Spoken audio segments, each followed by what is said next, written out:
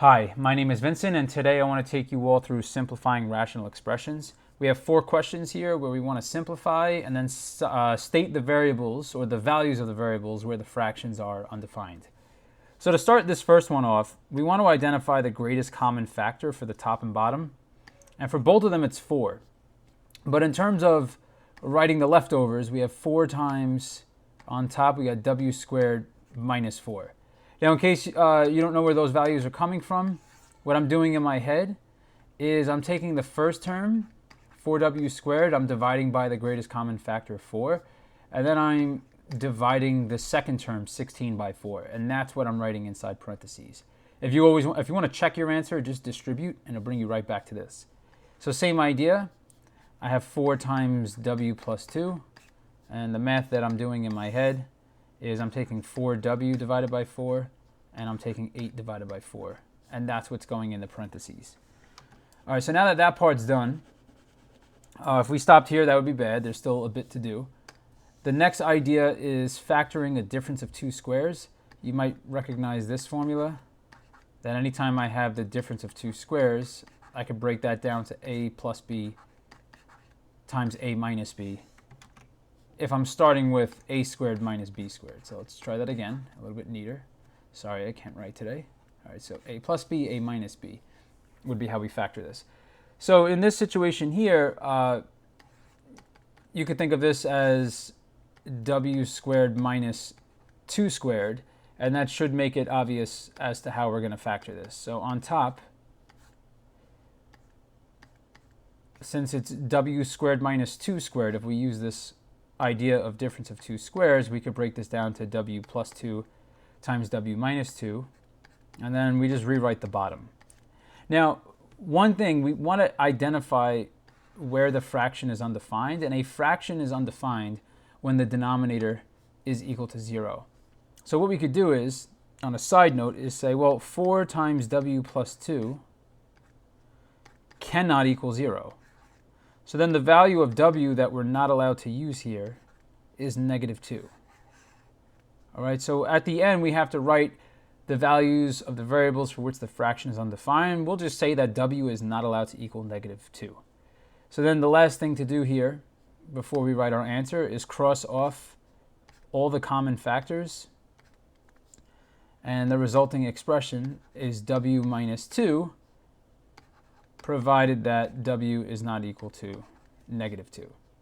Okay, so you may be wondering, like, why am I writing this extra step here or including that in the question? When you get to a topic called piecewise functions or limits later on in calculus, this idea is very important. So this expression is equal to this expression provided that w is not equal to negative 2. So for the second question here, we once again just want to factor this. But this time around, what I'm thinking of to factor the numerator, depending on how skilled you are at these, is you want to think of 2 numbers that have a sum of negative 7 and that have a product, I'll just abbreviate, a product of 12. And the 2 numbers will be negative 4 and negative 3. So we'll have x minus 4 times x minus 3. And you could check negative 4 plus negative 3 is negative 7. And then negative 4 times negative 3 is 12. So if you want to multiply this out, you could check that it works out. But that's the quick way of factoring. For the bottom, I'll abbreviate even more. We have a sum of 2 and a product of negative 15. So the 2 numbers are 5 and negative 3. So the bottom factors to x plus 5 times x minus 3. But this time around, there's a little bit more to worry about because we have 2 factors on the bottom that could potentially equal 0. But we can't have a 0 in the denominator, so we need the result that x plus 5 times x minus 3 is not equal to 0, which means for the second problem, x is not allowed to equal negative 5 or positive 3. So this is not allowed.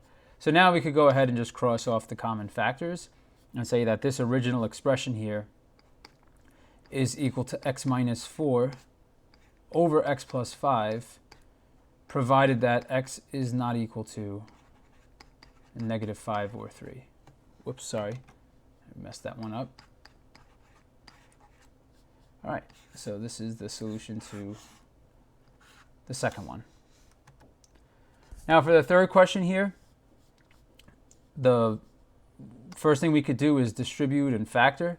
So we have 3, and be careful here. Make sure you distribute the negative to both of those. So you have minus a minus 1. And what you could be thinking about here, difference of 2 squares again, except this says 2 squared minus a squared. So the bottom is going to factor to 2 plus a times 2 minus a. So we'll just bring this over here. That's equal to, on top, 3 minus a minus 1. I'm doing 3 minus 1 is 2, so I have 2 and a minus a. And then I have 2 plus a times 2 minus a. But remember, one of the important steps here, before I start canceling out common factors, I'm going to write an invisible 1 here. You'll see why later. But we cannot have it. Well, we cannot have the case where the product of the bottom is equal to 0. So this means that a is not allowed to equal plus or minus 2. So I'll just write that. A is not allowed to equal plus or minus 2. So then we could cross off the common factors now and say this original expression is equal to 1 over 2 plus a. So I put a 1 here just so we could see that there's a 1 left on top. So we have a does not equal plus or minus 2. Okay, so now for the last question. This one has a little bit more involved with the factoring, but we're doing factoring by grouping on top. So I've got the first 2 terms in purple, and the last 2 terms we have in red. So I'll go ahead and make a fraction bar here. So for the purple ones, I'm going to factor out a greatest common factor of y squared, and then I have y minus 1 left. But then for the second part, I'm going to factor out a minus 1. Because if I take out a minus 1, that changes the negative y to a positive y, and the plus 1 to a negative 1. You could see that if we were to distribute the minus 1, it would take us right back to this expression here. Now the reason why we do that is because in order to factor by grouping, we need the factors here and here to match, which they do. All right, and now this part, the sum, we have 2 numbers we have to think of that have a sum of negative 2 and a product of 1, and those 2 numbers would be negative 1 and negative 1. So in terms of the undefined part of this question, we can't have the factor y minus 1 equal to 0, which means that y is not allowed to equal 1 here. I wouldn't write it twice because these are matching factors. Anytime you have matching factors, like I could even say y minus 1 squared can't equal 0, I just say y is not allowed to equal 1. I wouldn't write it twice. So now on top, what we do is we take out the common factor y minus 1, but then what you're going to look for is the leftovers. The leftovers here are y squared and negative 1. Okay, let's try that again. Okay, so now we'll write that the leftovers in parentheses. We got y squared minus 1, like this. And on bottom, we've got y minus 1 times y minus 1. But if we stop here, that would be bad, like just crossing off one pair of factors, because this is another difference of 2 squares. So I've got y minus 1, but just you could all see where I'm getting this last part from. This stuff here, I'll color code it in blue, factors to y minus 1 times y plus 1. So here, a lot of stuff cancels out.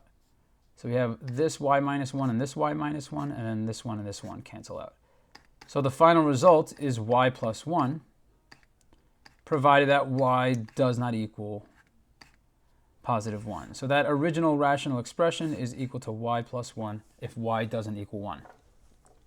Okay, well, this is going to conclude this video on simplifying rational expressions. If you found it helpful, please click like and subscribe below.